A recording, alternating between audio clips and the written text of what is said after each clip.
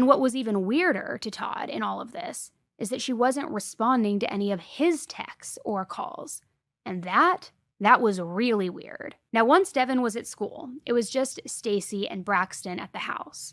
And while 2-year-olds are definitely very demanding of your time and you have to pay very close attention to them, they also are at that age where they're becoming a little bit more independent. They're walking, they can stay distracted, they'll be playing for a little bit. So it's not like Stacy couldn't have just sat Braxton down really quick to play by himself while she either called Todd back or responded really quickly to one of his text messages. So understandably, Todd began to worry.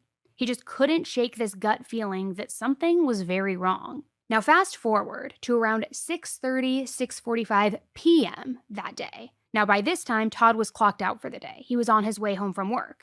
But like I said, it was pretty far away, this work site, about an hour and a half, so he had a pretty lengthy drive ahead of him. And that entire drive home, he continued calling and texting Stacy, but she still wasn't answering. Now by this point, he just could not calm his nerves any longer.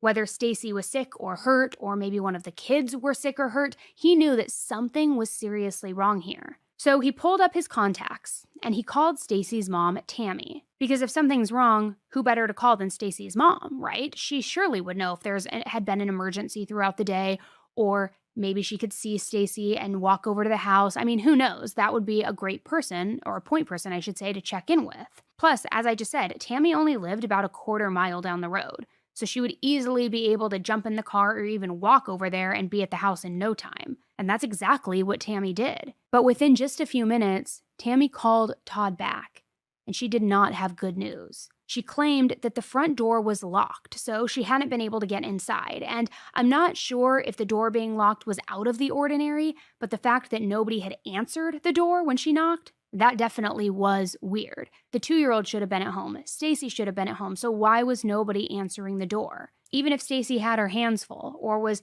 tending to the 2-year-old, maybe bath time, maybe dinner, maybe laundry, whatever it is, she would have heard something or said something.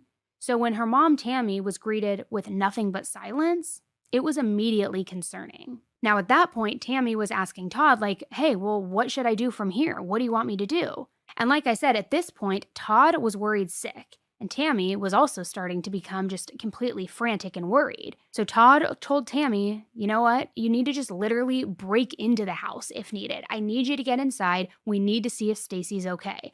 Break a window, kick in the door, do whatever. Just get inside and get eyes on what is going on. He even said, like, I don't care what you have to do. I will fix anything. I will replace anything. Just get inside. Now, Tammy did eventually gain access to the house, but from what I could tell, the sources didn't specify exactly what she did to gain entry. The front and back doors were both locked after Tammy went in, so maybe she got in through a window, through a different means, I'm not really sure, but the main thing is, the point being, she got inside. And then something really weird happened. She still had Todd on the line, ready to update him as she got inside, when all of a sudden, Todd heard Tammy scream so loud it was the loudest noise he had ever heard her make. He heard her yell out, "Oh my God!"